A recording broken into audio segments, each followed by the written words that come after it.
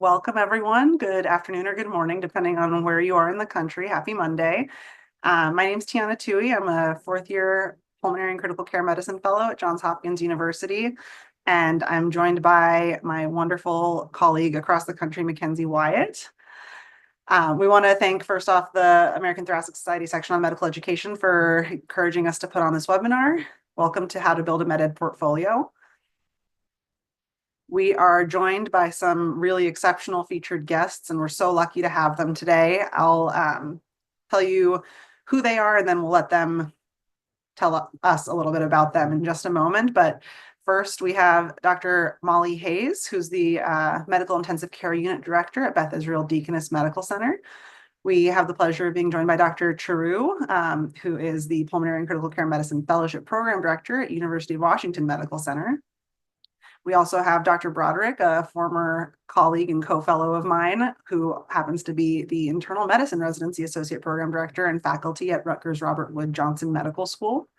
And lastly, we hope we'll be lucky that Dr. Khan will be able to join us. She is a clinical assistant professor of pediatrics and also the Pediatric Pulmonology and Sleep Medicine Fellowship Program Director in Kansas City. So I will dive into questions in just a moment, but I was going to first ask our wonderful speakers if they could, in just a couple of sentences, tell us what their interest is within medical education so that you as the audience can get to know them better. And I'll start with you, Dr. Hayes. Thanks so much. Thanks for having me. And hello, everyone. So I'm Molly Hayes. I'm at Beth Israel Deaconess Medical Center in Boston, Massachusetts. I'm the MICU director, as you heard, and also the director of external education for the Shapiro Institute. Most of my education is focused at the CME level. So I run 2 CME courses, one on critical care for the non-intensivist and one on medical education skills.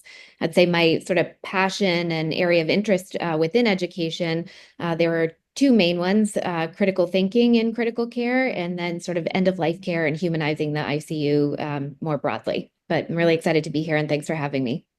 Thank you so much. I'll turn it over to Dr. Çoruh. Thanks so much, Dr. Tuhy. Hi, everyone. I'm Başak Çoruh. I'm at the University of Washington.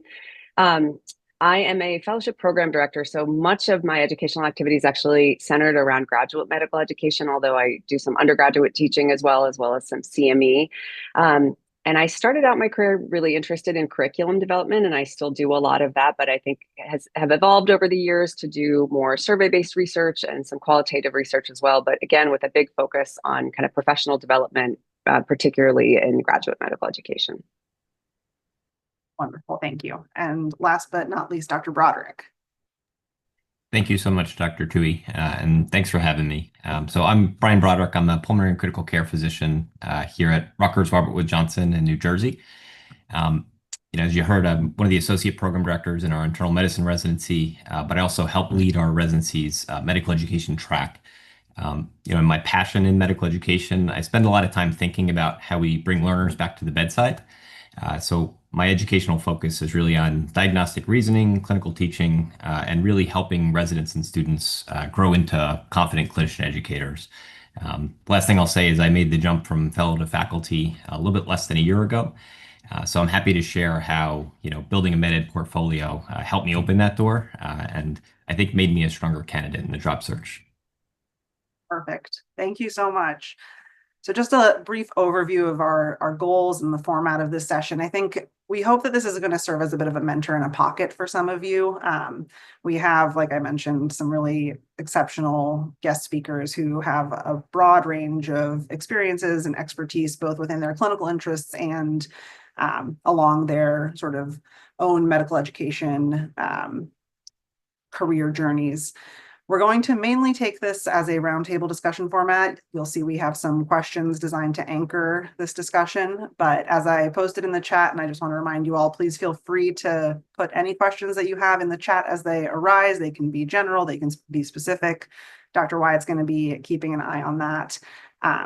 But overall, and as Dr. Broderick kind of mentioned, the focus of a lot of these questions in this conversation is for the trainee to faculty transition aimed at fellows and junior faculty for how they can best build a medical education portfolio that really showcases who they are. So with that, I think I'll start off with, again, Dr. Hayes. what is a med ed portfolio? Helps us to define what on earth it is we're talking about here. What does that mean to you?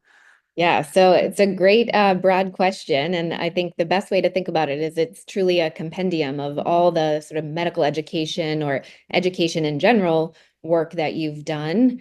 I'm going to just skip to your second question also to help sort of explain what is a med ed portfolio, because I think that comparing and contrasting to a CV really helps explain what it is. So I think in, comparison, it's both more specific and more comprehensive than a CV. And what do I mean by that? I mean that it's specific and that it really just focuses on sort of the education work that you've done, the research papers that maybe you participated in as a medical student or resident or fellow that don't particularly pertain to what you're interested in and what you're going to be applying for a job in. You maybe leave that off. And then it's more comprehensive in that instead of just saying, hey, I give this talk every year or I led this session, you're really describing the session in detail. What were the objectives? Who were the learners? Maybe you actually created the session and you're going to really be specific about this type of session and maybe even like include the curriculum, include evaluation data in it. So I'll leave it at that to let my my colleagues talk as well. But for me, I like kind of comparing and contrasting to answer that question of what is a med ed portfolio.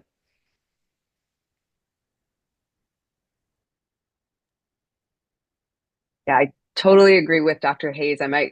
I think about a CV as kind of a list of items, right? And sometimes of like disparate things that show up on your CV that all belong there, your papers, courses that you've taken, et cetera. And I think of a med ed portfolio as something that really tells a story, that you want to start with. There's often a component where you might include like a teaching philosophy. Why do you teach the way you teach? And then there's a whole bunch of content that includes both the quantity as well as the quality of your teaching. So as Dr. Hayes mentioned, so you have all of your different educational activities, but you also want to show how have your evaluations evolved over time? What have you learned as an educator over time in teaching this work? And then it might include some things like professional development. How are you continuing to grow as an educator? And I think that's not just early in your career, that's all, throughout your career. So I think that's the biggest thing for me that distinguishes it from a CV is that you really want it to be comprehensive, as Dr. Hayes said, and tell a story of who you are as an educator. I have very little to add to both those excellent points. And, when I think of the med ed portfolio, I think of it as like a mixtape or a highlight reel of you as an educator. And I distinctly remember when I was sitting down creating a med ed portfolio, I was a little bit conflicted because I was trying to sort of translate my CV into a portfolio, and it felt like I was almost trying to fit a square peg in a round hole. As Dr. Hayes was saying, academic CVs tend to focus on volume of publications, presentations, titles, but I don't think that always captures what's at the heart of what we do as educators, whereas a medical education portfolio does. I do love that comparison to the highlight reel or the mixtape, because I think also another nice way to think about it is like artists have a portfolio and they are sort of, if you want to hire an artist or photographer, they'll share with you like kind of, hey, here's my best work. And you can look through and it does tell a story like we heard, and you get a sense of, oh, this particular photographer focuses on this or that. And it's sort of that sort of highlight reel of their best work. And I think that's another good analogy to make that you just made me think of Dr. Broderick when you said the mixtape or highlight reel. I think that's a really great analogy.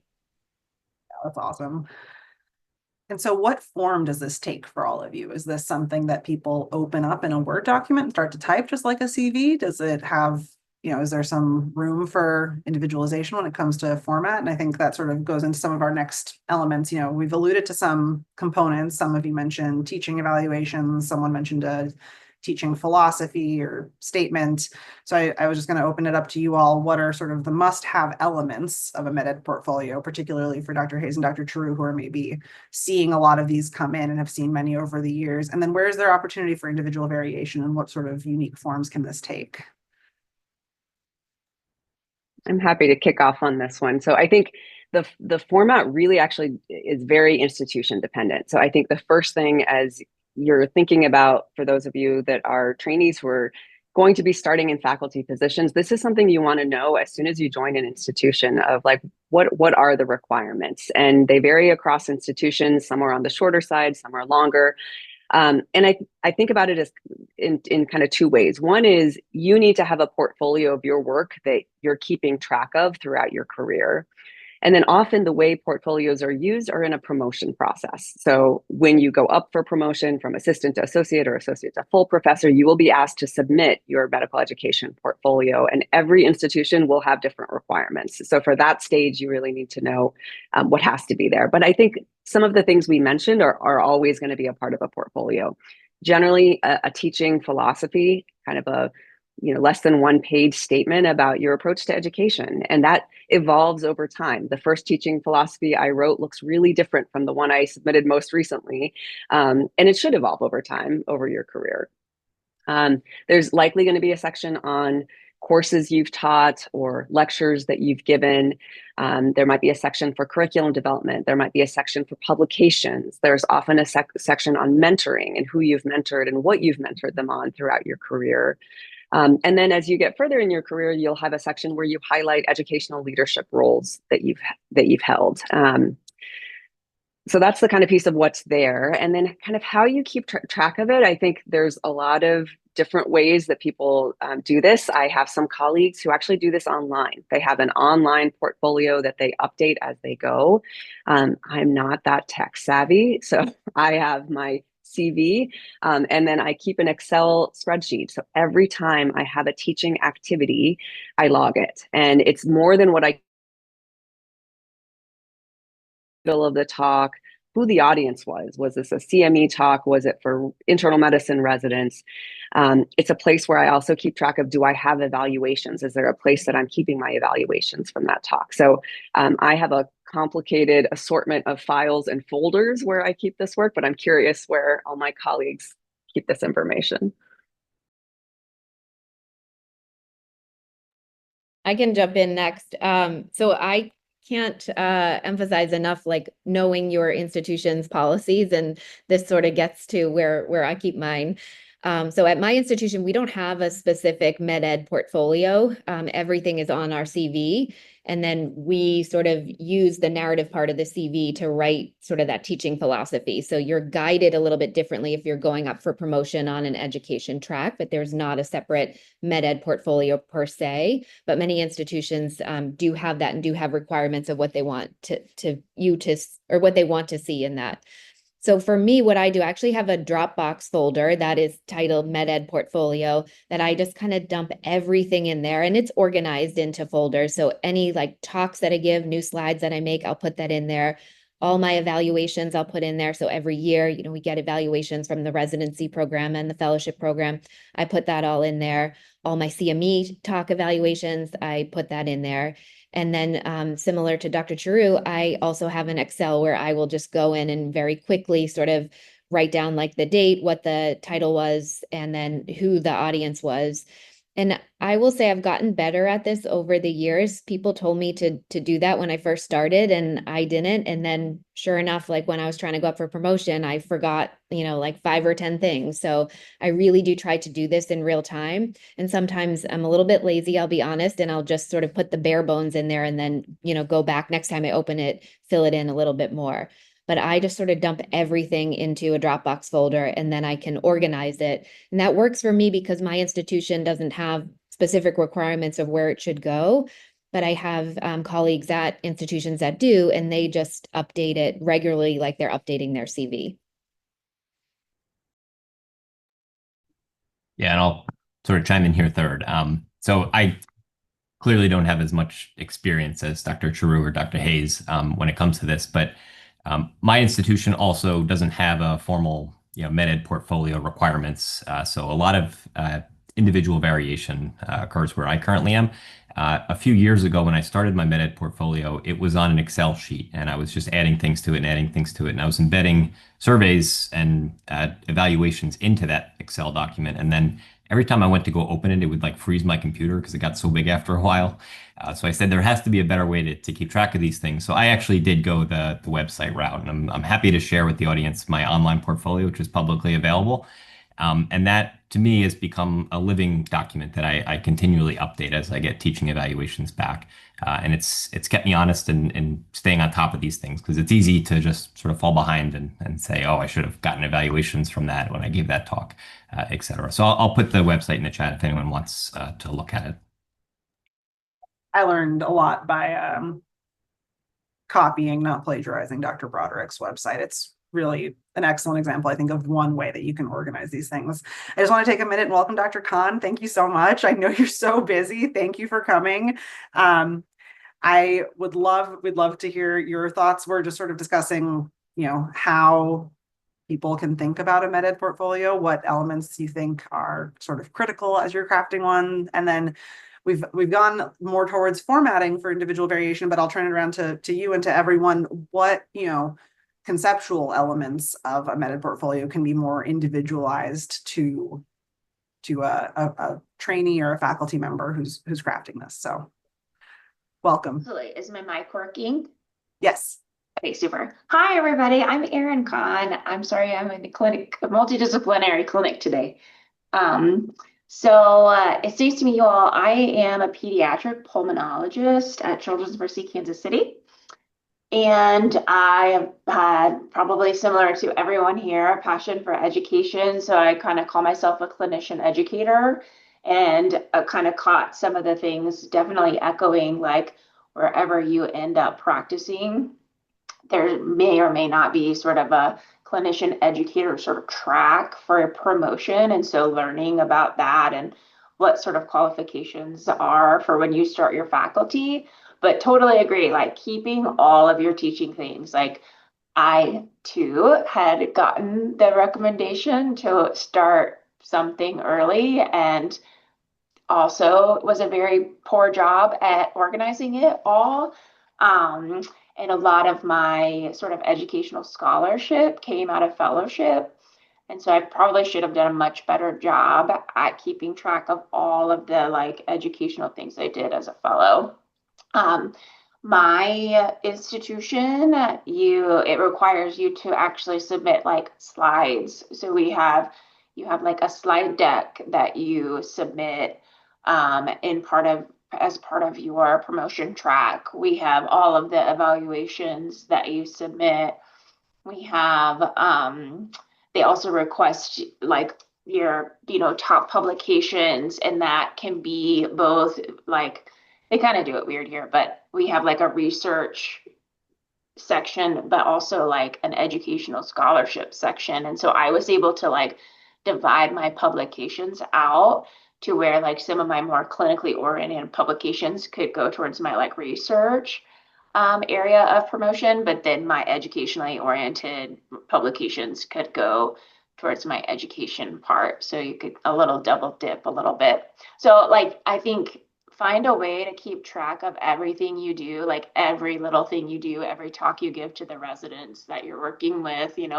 If you're educating medical students, I think just like keeping track of it somewhere that is easily accessible, like probably as a fellow or a resident, it would be like on a flash drive so you can take it with you, or like a Dropbox type thing that you can easily access from anywhere. Because I used to keep a lot of my stuff like in my email. And then when I moved institutions, it all went away. So have a easily accessible way to keep all of your lectures, all of your evals, if you have them. Of course, all of your publications and things. And so, yeah, I think everybody else kind of addressed everything. Amazing. Can I ask, as far as, how one person's portfolio may differ from another's, and sort of individual variation between, myself and MacKenzie as we're crafting ours, what have you seen in your experience for things that maybe in one person's med ed portfolio, maybe in someone else's? Yeah, I think there's a lot. I mean, like when you're talking about medical education in general, there's a huge umbrella for that. Like there's educating medical students, UME, there's GME, graduate medical education, residents and fellows. There's also CME. So there's continuing medical education for faculty, and then there's patient education. So there's like a lot of different areas that you can be passionate about. And I think that there are people who, CME and continuing medical education in their specific field is like their jam. And so having your portfolio sort of tell the story of who you are, here are the things that I did that sort of led me on this path to creating this workshop for pediatric pulmonologists or whatever, versus being somebody who's really into undergraduate education and, shaping the future of potential doctors and things like that. So I think there's a lot of different opportunities. And so there's a lot of different things that people are passionate about for sure.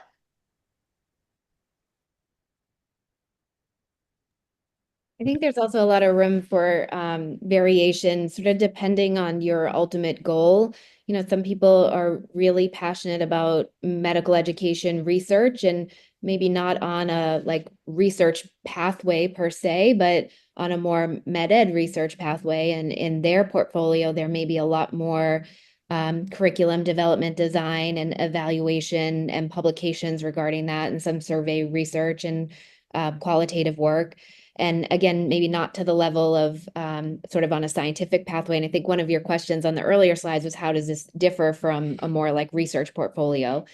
So that's one way things could differ. And another person might not be as focused on medical education research and more focused on the actual teaching. And that person may have more of their talks and their sessions and sort of their goals and objectives, maybe some PowerPoint slides, maybe an outline, maybe something they published in MedEd Portal or How I Teach an ATS Scholar, and maybe highlighting that and more the actual teaching and less of the research. So I personally have seen a lot of that variation depending on sort of people's career paths. And I think that's good to highlight your strengths.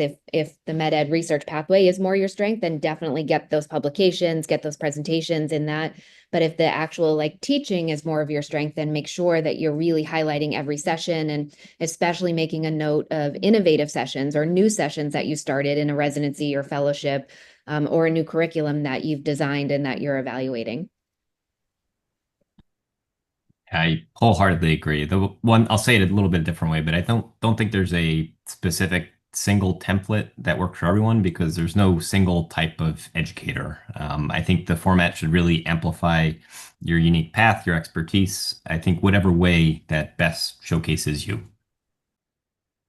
I agree with all of that. I think the one thing I will add is I remember being a trainee the first time I heard a talk about a teaching portfolio or an education portfolio. And I remember feeling completely overwhelmed, because I was like, I don't know if I have a teaching philosophy yet. And I don't have all of these things. And I just want to normalize that that's fine. As a trainee, most people aren't going to have those things.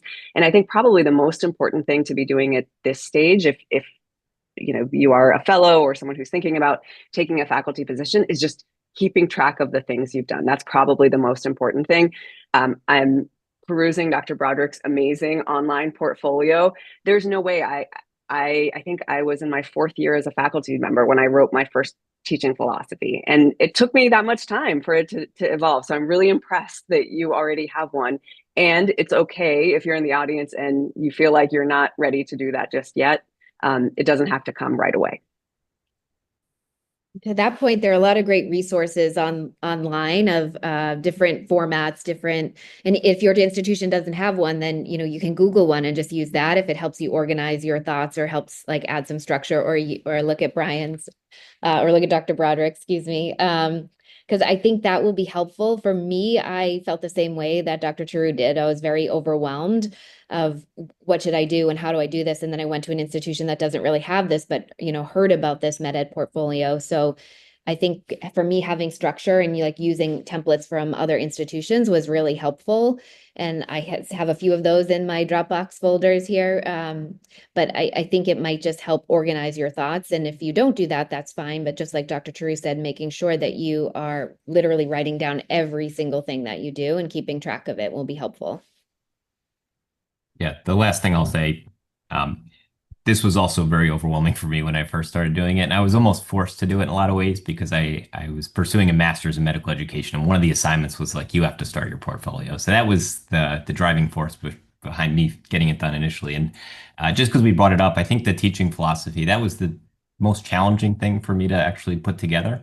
And I actually did it after I had gathered a lot of teaching evaluations, after I had really, I think, honed in on the type of teacher I wanted to become. And only in retrospect did it make sense to write it then, as opposed to sitting down before I had a lot of experience teaching to sort of commit to a narrative about who I was as an educator.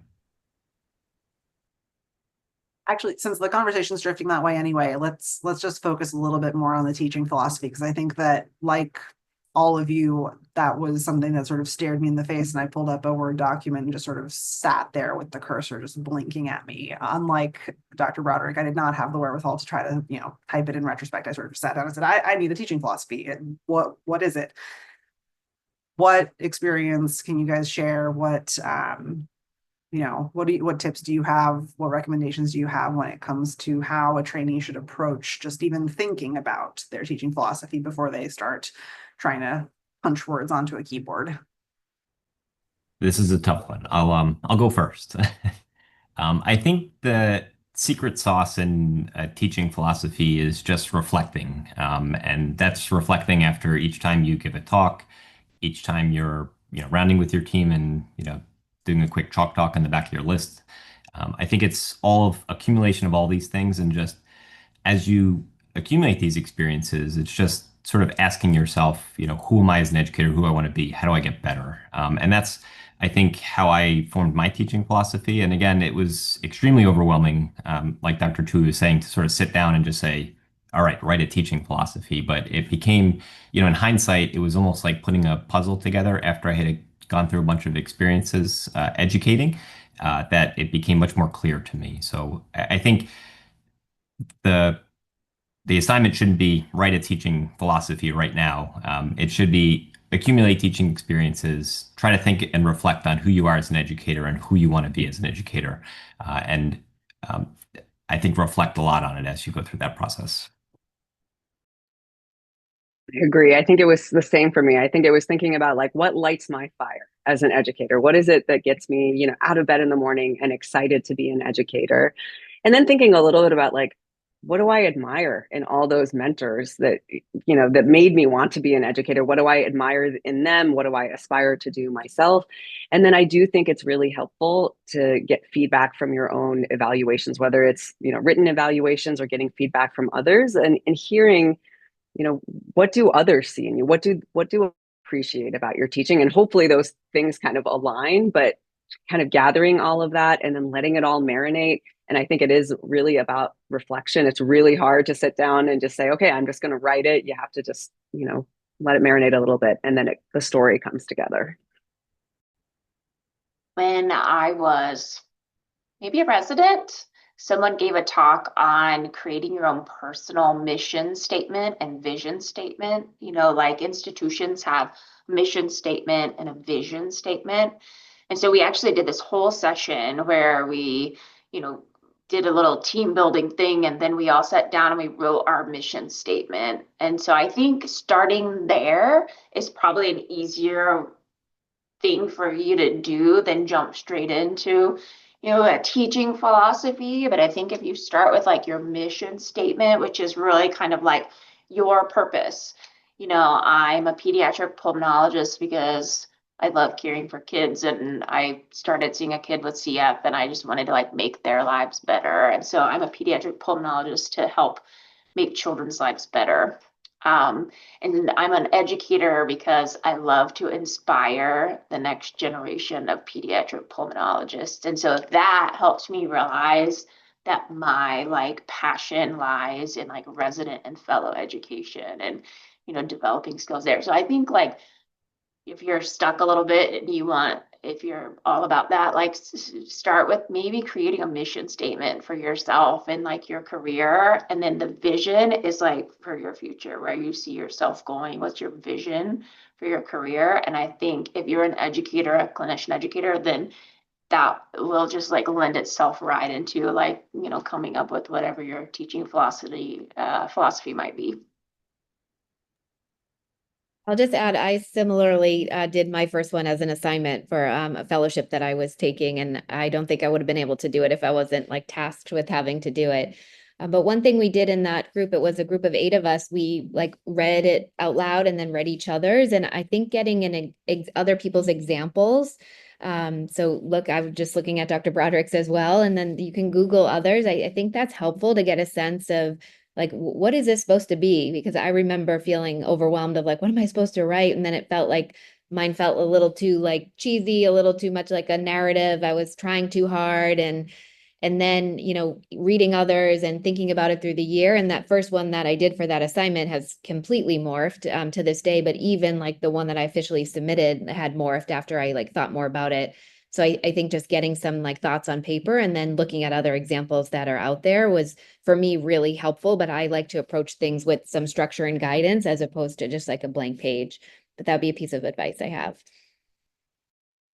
You so much. And to the audience and anyone watching this, it's actually surprisingly easy to come across really excellent examples beyond Dr. Broderick's. Not that we shouldn't hold his up as like the paradigm. If you search, teaching philosophies, you can see institutions present you with multiple examples. Sometimes, you'll come across others. And I think that just to echo that advice, see what's out there, and then you can, between that, your reflection, your mission and your vision statements, I think, start to understand how you can put words to a page to craft a teaching philosophy. All right, well, I guess we'll move on a little bit more to the sort of job seeking aspect of it for a moment, and specifically to those of you who have interviewed folks for clinician educator roles, knowing that it's very broad, even within the field, job. When you are interviewing fellows or junior faculty that are marketing themselves as aspiring clinician educators, what has stood out to you when you're looking at these portfolios? What is sort of the extra oomph or secret sauce that differentiates someone that you want to hire, you want to work with? I can start this one. So I will say 2 things. One is if you are sort of selling yourself or presenting yourself as a general educator, then I really want to see that you've had experiences with different learners. So UME, GME, CME, maybe some patient education, really showing that, make sure that comes through. And then also with different types of education. So, large group, small group, some simulation, etc. So I often find people say, I want to be an educator, and I'll ask like, oh, what learner level do you really love teaching? And, they might say something, and then I see nothing of that like on their med ed portfolio or on their CV. So important to think about that if you really want to sort of be this broad general educator, and that's how you're sort of finessing and selling yourself, then make sure that you have all those experiences on your med ed portfolio.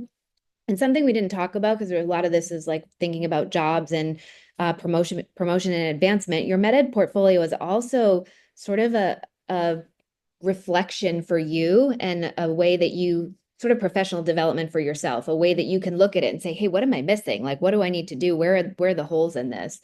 So I think that's important. The other thing I'll say is if you are, again, selling yourself, maybe not as this general education person, but as a researcher, or maybe as like you're the simulation expert, you have all this experience in sim, then I want to see that on there. So this sort of gets back to the earlier question of the individual variation. So maybe I'm going to leave off some of the bedside talks that I did, or some of the large lectures, and so that I can save room and really focus on the extra simulation training that I have and all of the simulation sessions that I've run, including this new innovative thing that now I started 5 years ago and is still in existence, etc. So I think just like really making sure that you are selling yourself the way you want to, and that the words that are coming out of your mouth at an interview are really matching what is in that med ed portfolio. I can touch a little bit on kind of challenges. So I am coming on 5 years being out of fellowship. So it feels like it wasn't that long ago when I was, looking for jobs. And I remember getting some feedback from one of my mentors, which is kind of like, gosh, all of these jobs I'm looking for, they're wanting me to do like an insane amount of clinic. Like I'm doing a lot of clinical time. And he was like, well, yeah, you're going to be a clinician educator, so you've got to be a master clinician. And so I think that was something I was a little surprised about, was kind of coming in as a new faculty. You, with anything, are going to need to buy down your time, if that's your goal. But I think looking at the clinician educator role, you're going to be looking in academics. And so, you're probably not going to be going to do private practice and seeing just a ton of patients a day, but you're going to be in an academic setting. And so I think there's different ways for you to be able to be supported in your role as an educator, but they do come in an official capacity. So you are going to need to get some of your time bought by the residency program or the fellowship program or things like that. And so I think that was one thing that helped me figure out where my fit was, because when I interviewed at Children's Mercy, they offered me protected time for education from the gate. And so that was a really nice and encouraging, supportive environment for me to realize, okay, this is where I'm meant to be. But I just want to caution you a little bit that, be expected to do a lot of clinician time, because that's where the money is, but also where you'll kind of start before you can. There are roles in simulation or in the residency program, leadership roles and things that you can eventually do to buy down your time, but probably not going to come in straight out the gate with those. Yeah, I can sort of piggyback off Dr. Khan. I think speaking about time in fellowship, I think that's also, one of the biggest challenges. So being not very far removed from fellowship, I remember how intense the schedule was. And when I was trying to build my portfolio, I often struggled to commit to formal teaching roles because I knew it was going to detract from my, time in the clinical experience. And, sometimes some days I wouldn't be able to balance both. So one of the things that you could do is really a low effort way to build your portfolio is to just capitalize on things you're already doing day to day. So, for instance, when I was in fellowship, we would give, when I was run our ICU rotation, out of a, 5-day, Monday to Friday work week, we would give 3 to 4 lectures. We being the fellows and faculty on the unit, we'd talk to the residents and medical students for about a half hour before rounds each day.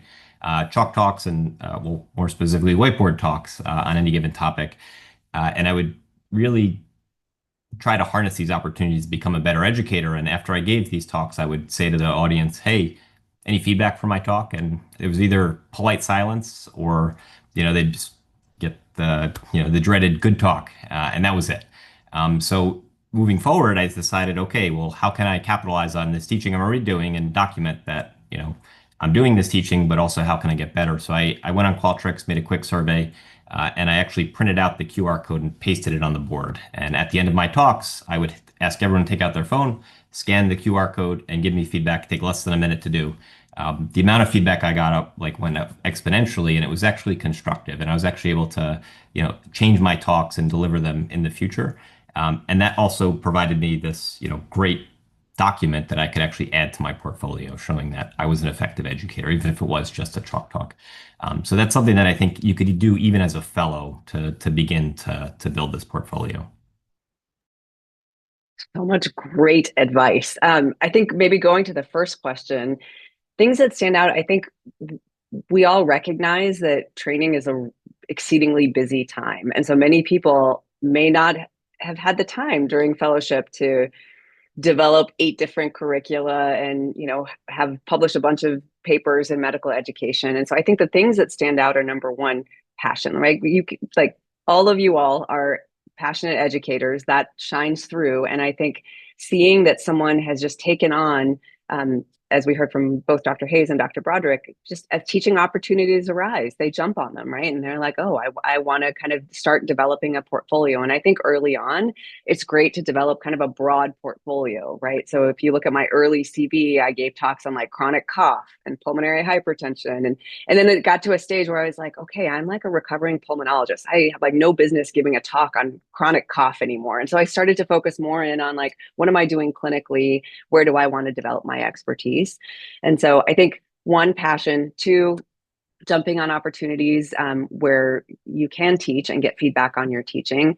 And then 3, just if possible, and you've had those opportunities, if you started projects and a demonstration that you're able to start a project and take it to the finish line. I think regardless of what the project is, it doesn't even have to be an education project, right? But if you have demonstrated that you can, see something through to fruition, that's a really important thing. And then I think 2 challenges, I would say. One, when I was first starting my career, the term clinician educator was a new term. And it hardly existed in academic pulmonary and critical care. That was not like a pathway that one could take. And now we're seeing more and more med ed pathways, not just in fellowship, but at the residency level and even at the medical school level. And so there are just a ton of people who are really passionate about education.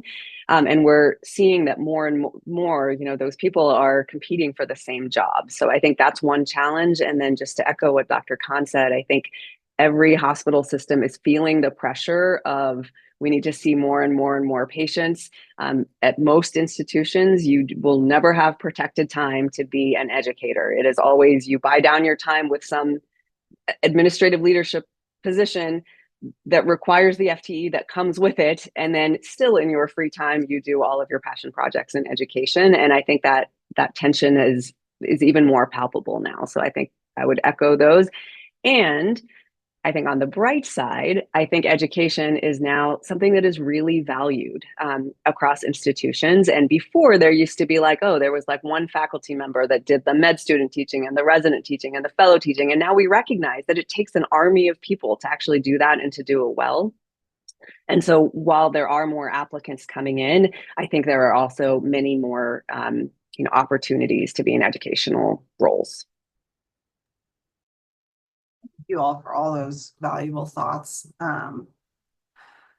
So much to cover, but since we have 15 minutes left, I'll just move on to some of the last questions, and then we can see if there's any audience questions or any other tips you have. But we've kind of touched a little bit about this already. How would you advise a fellow seeking a career in medical education to develop such a portfolio? Some of the themes that I've heard you all mention are sort of just find some way to keep track of everything you're doing, try to make the most of any activities you're already participating in to really have them count. Think about, getting a lot of general experience, and then think about how you're going to maybe narrow that into some specific narrative version of yourself that might be a little bit more narrow.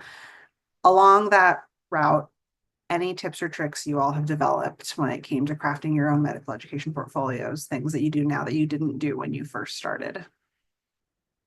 Maybe I'll start with Dr. Çoruh again. Sure. I'm thinking, Dr. Tuhy, of like, what are my pearls on this? I think a few things. So one, I think you can use all of your evaluations. I think, as an educator, we all want constructive feedback, but then you get constructive feedback and you're like, do I really want to actually like put this in my portfolio and be like, people thought I could do this better. And I think one of the things I've gotten more comfortable with over time is recognizing that your portfolio is also about showing your own growth. So that's actually a good thing, to show that like you started giving this talk, you got this feedback, here's how you adapted to the feedback, here's how your evaluations have improved. So I think that's one. And then I think the second, which kind of conflicts with the advice of like starting early, and I do think it's important to start thinking about these early, but there is a lot to be said about the synthesis component. There is so much of this. You're not just taking all of your evaluations and just dumping them into a document. You're synthesizing it, right? And telling a story with it. And sometimes telling that story, having that kind of crystallize and being able to come up with like, what is the thread here? Sometimes it takes a little bit of time, and kind of embracing that time and saying, I'm kind of just going to sit with this. Like, this isn't something where, when it's time to put this together, and particularly as you get closer to kind of promotion and advancement, you don't just set aside like a day to work on this. You want to set aside weeks to work on this, because it takes some time for the story to come together. I'll maybe pick up on that thread by saying it's okay if you don't know the thread right away. And my own career has changed a lot, and I feel like I finally found sort of my thread, which is at the CME level and doing a lot of faculty development and broad critical care education, but at the faculty level. And it took a long time to do that, but I wouldn't have been able to figure that out if I didn't say yes to lots of opportunities and have experiences teaching at the UME, GME, CME level, have experiences doing procedural teaching and communication teaching and large lectures and whiteboards, et cetera. So I think give yourself some grace to, say, hey, I don't know like how to finesse myself yet, but I'm going to say yes to a lot of things and put it all on there, and then sort of take a step back and reflect on it and figure out the thread and sort of like erase and add and, add and subtract what's in the portfolio. And something that I was told to do years ago, and I still do to this day, is set aside a time, and I do it monthly, and just like an hour or half hour to just look at this and reflect on it and use it as an opportunity to say, am I where I want to be? And if not, how can I get there? And I do that now, and that's helped me sort of change my career. But when you're starting out and even looking for a job, sort of reflect and look and say, I'm billing myself as this general educator. Do I have all the things that I think I need? And you can talk to your mentors about it. You can reach out to us and we can help you. But then really think, wow, I've never given a talk at a CME level. Like, maybe I should try that. And then you might be asking, well, how can I get involved? And you can just reach out and like cold call people. I told you at the beginning that I run 2 courses. I love when people say, I took your course, I'd love to teach in it. Are there opportunities? Or when, faculty, junior faculty or fellows that I work with say, hey, can I teach in that course? Are there opportunities for me? I know it feels weird, but we've all done it. And I really appreciate when people do that, because I know that they're enthusiastic and they're excited and they're probably going to do a really great job. So it's always okay to sort of reach out and seek out opportunities and ask your mentors and your sponsors for help with that as well. But I would say that's my advice, is to kind of use this as professional development and use it for reflection, but set time in your calendar to do that, because we all get so busy with the day-to-day, we forget to take that step back and really look at it and say, does this tell the story of who I want to be and where I'm going? Yeah, I'll sort of piggyback on what was said already. I think if you do nothing else after this talk, maybe you could just bookmark this so you can hear the advice from Dr. True, Dr. Hayes, Dr. Khan. I wish I had this talk years ago when I was starting this process, because I think there's so much valuable advice that would have certainly helped me a lot in the beginning. I think if I was to give anything advice moving forward, and this is probably repeating what's been said already, but if you developed enough courage to start this med portfolio, I would just treat it as a living document, right? So continually update it as experiences happen, as you get feedback and evaluations, sort of just putting it all together. And if you can, try to gather feedback in real time. And feel free to use the QR code at the end of a talk as one way that you can achieve that. It not only helps you improve, which is what we all hope to be as educators, is continually getting better, but it also gives you tangible data that you can include in this portfolio.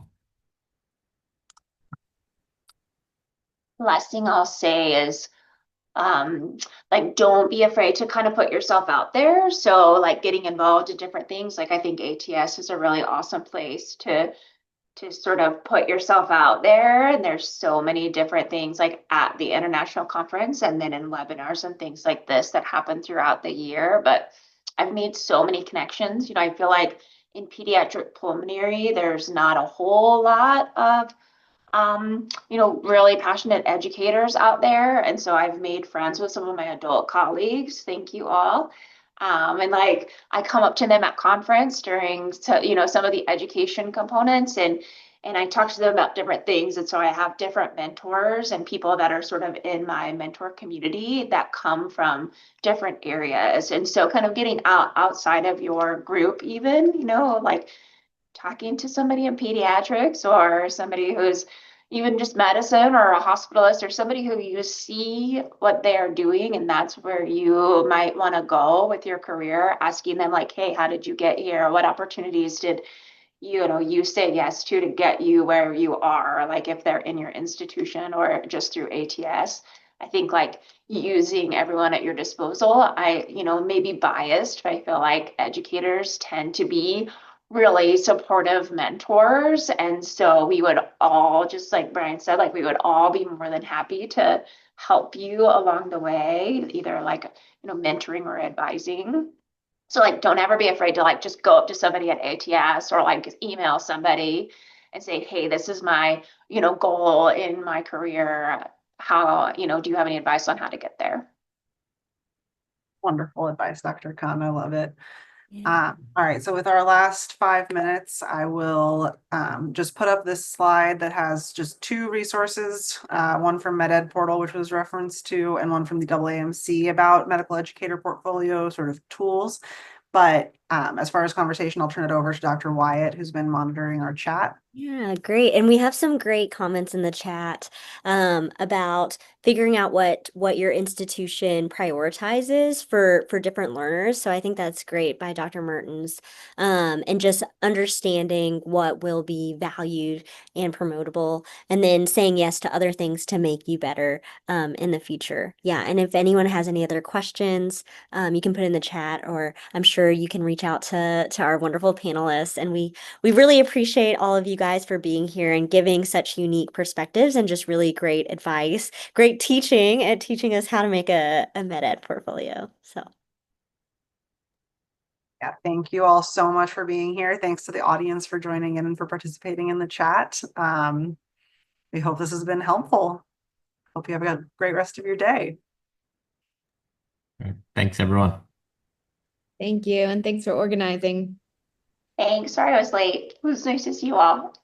Thank you for coming.